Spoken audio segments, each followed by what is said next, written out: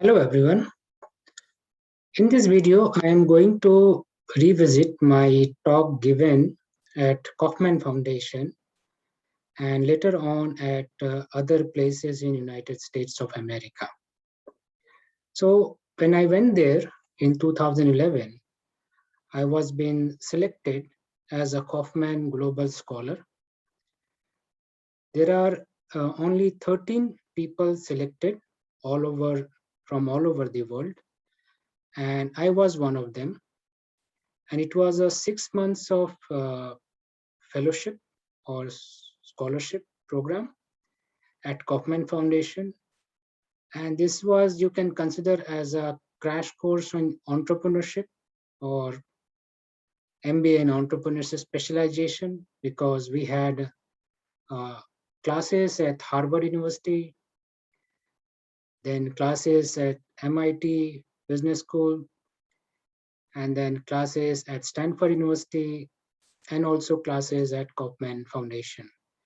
And later on, a very exclusive uh, program where I've been to 8 different companies to learn about different aspects of starting and running a company. Uh, it can be doing a marketing strategy, finding the marketing strategy, doing a salesmanship, designing a sales strategy, doing a cold calls, giving a demo, going for investment pitching, and going with the CEO of a company, accompanying him what he's doing, hiring and firing the people, and many other aspects related to startup. So as a package, being an Indian, what I offered when I applied for it, that as a apart from other thing, I will be also giving a talk on investment opportunities in India or investment in India to my global fellow, who others are coming. They're all talented people. So this talk was given on 17th February for the first time at Kauffman Foundation, and later on at schools in United States and other places. So I am re-recording my talk. Uh, I have not changed anything in my talk, what I had done 10 years ago. And that time I just landed to Kauffman Foundation, and it was only a month I was in a Kauffman Foundation. And after this 17th February, we had to go to Harvard, MIT, and Stanford for lectures and classes, and also take part in many startup event, including Harvard Business Plan event and other part of United States. Almost 11 states of United States I have traveled during my 6 months of fellowship. So let's begin. So in 2010, because it was given in February 2011, so 2010, the population was around 1.2 billion in India, and there were 18 official languages that time, and as per government records, 1652 languages. So India is a very diverse country. So many languages are there, and so many demographics. Almost every religion people are there in India, and every type of Christianity and Islamic people are there in India. Means every sect of Christian, major sect of Christian, and all the sect of Muslims are there in India. That time the GDP of India was 1.367 trillion, and the GDP as purchase parity was 3.862 trillion. The growth rate was good for quarter 3 2010. It was 8.9%, and average GDP growth rate of India was 7% between 1997 and 2010. So India was growing at a rate of 7% for 13 years.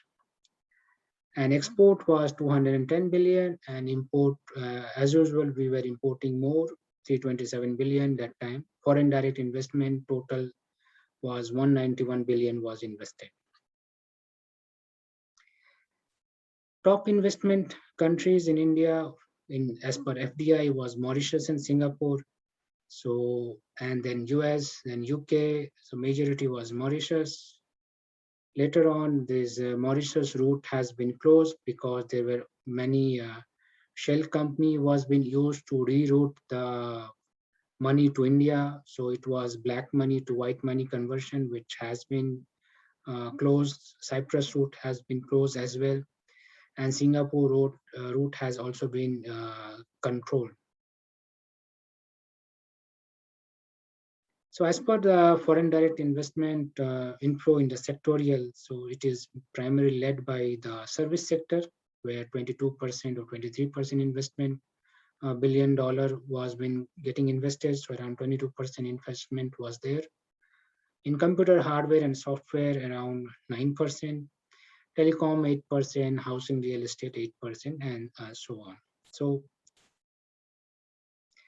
So India was growing at a high rate, and why India was being an advantage 10 years ago, and it was the largest democracy. Political environment was stable because for 10 years the government was stable, running consecutively second term without coalition getting breakdown. The population is very young.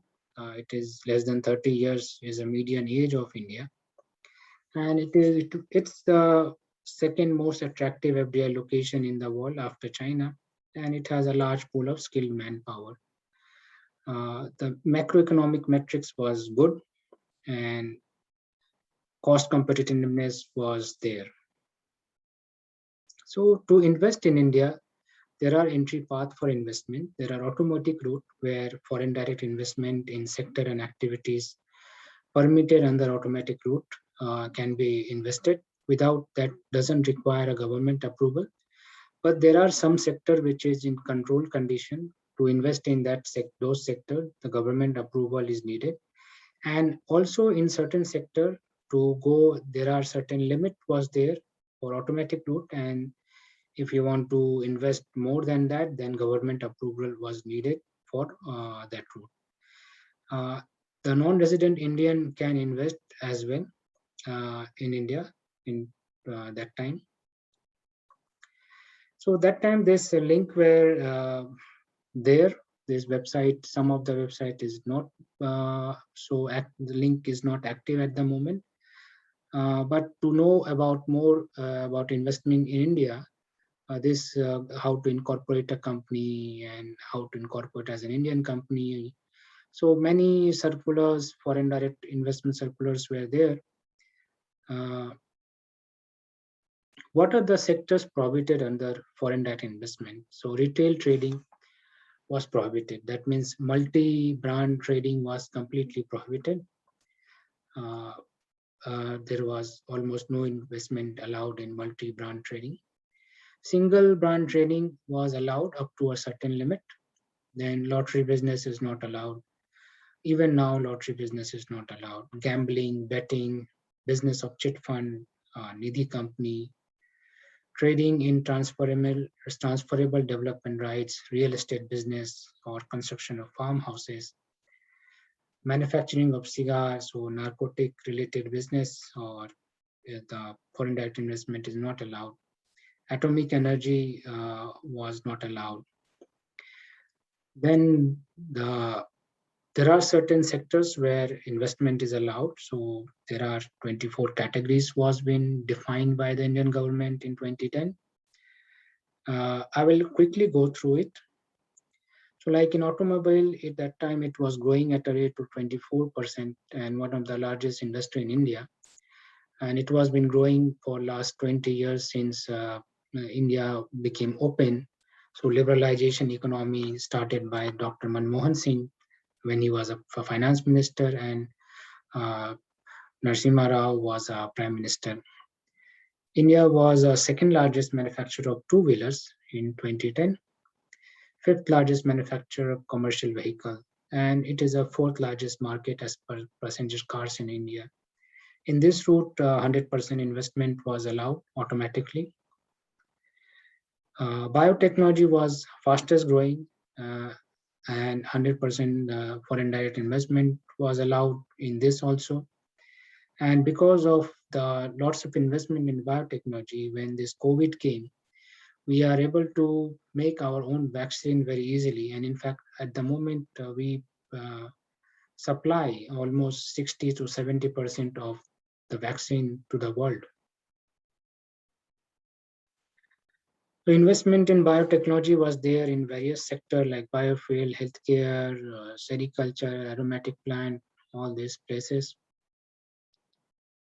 Cement industry also 100% FDI was allowed, and there were 150 large and 365 mini cement plant were there, and it is the second largest. India is the second largest cement quality cement producer of the world. Cement was not much in export. Uh, Almost 3.2 million ton was being exported. Chemicals, huge investment was there in chemical industry. So 100% FDI is allowed under automatic route with certain condition. Uh, uh, for 18 years, only 10% of the FDI was invested in chemicals, and the market was supposed to grow up to 100 billion by 2015. Civil aviation, only 49% FDI was allowed by foreigner. But if that foreigner is NRI, then 100% FDI was allowed. It was also growing in a very considerable rate. Passenger was increasing uh, from 40 million to 109 million within 10 years. And now it is much more. Uh, there were 15 operators were there and 118 non-scheduled operators were there. 20% foreign equity was allowed. If some international companies there, only 26% foreign equity was allowed. So this was a little bit of protected sector at that time. In defense was also protected sector. So only 26% FDI was allowed. So the defense sector was not growing in a good rate. We were dependent on a foreign company to supply our equipment, aircraft, guns, and tanks, submarine, everything we were dependent on world, and we were the largest buyer of defense equipment in the world, of top 10 buyers. 2 to 3% of the GDP we were spending in defense purchase and equipment, and also the expense in defense. Uh, in 2010, there were some private companies in defense sector. They were in a very nascent stage. Education, there was a major reform happening in last 20 years in education sector. Every government is doing lots of change. Uh, Foreign direct investment was allowed for 100%, and it was expected that education market will grow 3 times within 10 years. And as you can see that time the number of university was 431 and 20,677 colleges. And because this market was growing in a very rapid rate, you can see the Baizu and other type of company has become so big within tapping this education market.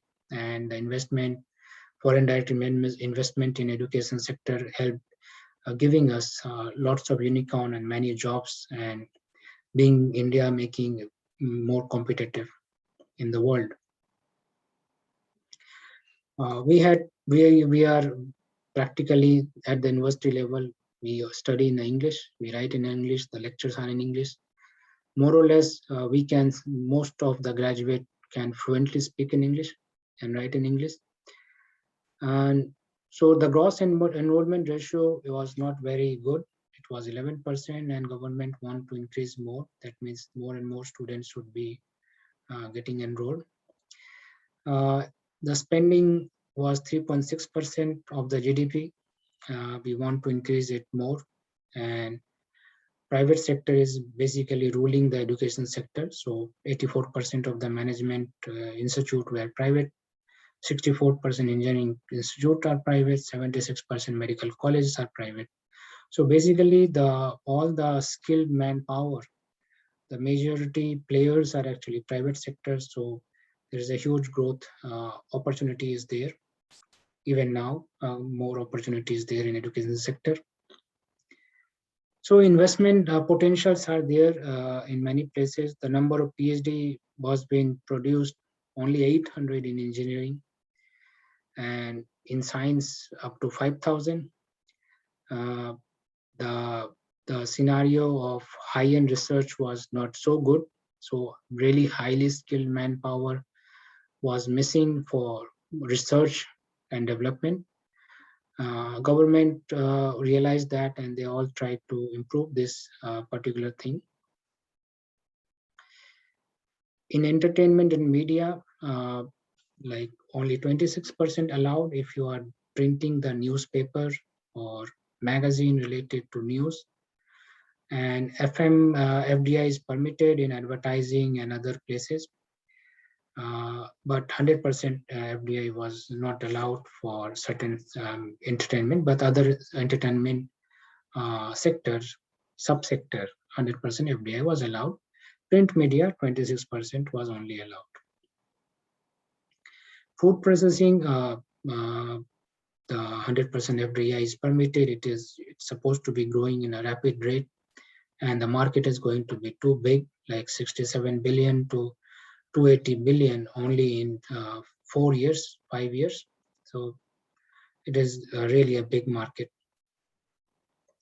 Gems and jewelry also, India is the fastest and one of the biggest gems and jewelry market and largest exporter of gems and jewelry. So FDI is possible in this place under suitable government route. Healthcare industry was also growing. Young population, median is less than 30. More and more people are earning people. So in this sector, the growth rate was supposed to be 15% up to 2022, and lots of people were started coming to India for getting their treatment. So medical tourism was also increasing, and in this healthcare, 100% FDI is allowed. Investment opportunities are there in healthcare, like in hospital services, clinical trials, telemedicine, pathological services, medical equipment, healthcare and BPO services. Healthcare insurance, the investment was not much allowed that time. For information technology, the India, since the liberalization, India became the information hub of the world. So it's like all the IT people are from India mostly. And wherever you go in the world, the Indians are actually there in IT sector. Almost 50% of the IT employee in the world, you will see Indians are there. So we should be proud of it. Our BPO sector were also growing, and the export revenue was increasing. The growth rate was more than 10%, and 100% FDI was also permitted under certain terms and conditions in this sector. Insurance sector is a bit protected sector. In this, only 26% FDI is allowed. This particular area, even that time, the government was not ready to open it. Even now, the government is not ready to open it. Some opening has done, but the insurance sector still, foreign direct investment is not allowed. Probably government has its own rules or own strategy when they will allow. In mining sector, 100% FDI is allowed under certain terms and conditions. Lots of mining opportunities are there. In oil and gas, FDI of 100% is allowed under terms and conditions. But without the terms and conditions, the FDI was allowed less than 50%. There were 20 refineries operational in 2010, and we were the largest importer of the oil, and sixth only 24th in oil production, but consumption we are almost right now third and fourth in the world. Pharmaceuticals, 100% FDI is allowed. In pharmacy industry is booming in India. Lots of growth is there. We have a low manpower, and then generic drugs are getting produced. The medicines are available cheaper in India because of bulk production as well. So the prices of drugs are 1/10 of the international price. Means whatever available for 3,000 rupees, it will be in 300 in India, and roughly, or if it is 30 rupees in India, then it will be 300 in the other part of the world, or maybe more. In port sector, 100% FDI was allowed for construction and maintenance of the port. That time, only 12 major ports were there, and uh, the increase in traffic was not so much, but government is trying to increase the traffic in this sector. India is a big country, uh, 1.2 billion population. So the consumption of power, the hungriness of the power is huge. So it is a fifth largest market. So high potential of foreign investment is there, and 100% FDI was permitted for generation and transmission, distribution and trading sector of the power generation. Investment opportunity also exists in hydropower project or mega power project, nuclear power project or rural electrification. So that time the 56% of the household was not yet electrified, but in 2019, India became 100% electrified, rural or urban, anywhere you go. So you can see in 10 years, the growth was huge, the opportunity was tremendous. And the government realized it that they need to get everyone electricity in their home. So the all from all the way they are trying to increase the electricity production, like hydropower, solar power, nuclear energy, renewable energy, and they are trying to reduce the energy production by fossil fuels. In retail industry, the foreign ownership of single brand was only 51% allowed, but multi-brand was completely not allowed. Uh, for retail, it was a seventh largest market, and lots of global retailers wanted to enter the market of India. And the industry expected to grow more than a trillion by 2017. So almost going to double in 5 years, retail industry. Road and highway, 100% investment is allowed that time, and lots of, if a country need to grow in a high rate, then the infrastructure has to be there, and infrastructure means roads and highways, one of the mandatory thing that is a backbone of the economy. There are special economic zone. In special economic zone, the 100% FDI was allowed, and there were many tax exemption, like 100% income tax exemption for first 5 years and 50% tax exemption for next 5 years.